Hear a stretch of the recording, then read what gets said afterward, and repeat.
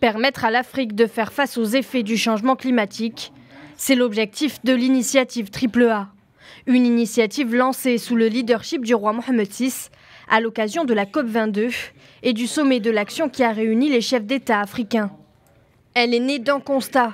Les enjeux de l'agriculture africaine sont peu pris en considération dans les négociations internationales sur le changement climatique et dans l'allocation des fonds climat.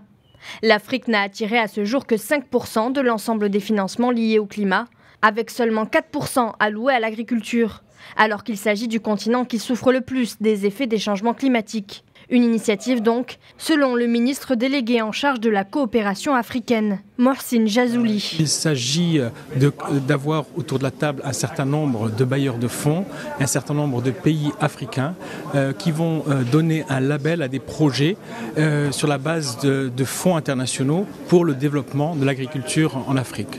L'agriculture en Afrique aujourd'hui est fondamentale dans la mesure où 70% des terres arables de la planète sont aujourd'hui en Afrique. Et également, il faut savoir qu'en Afrique, l'agriculture contribue au développement dans la mesure où on a à peu près un quart, un tiers de la population africaine qui vit de l'agriculture et 70% des revenus des Africains proviennent de l'agriculture.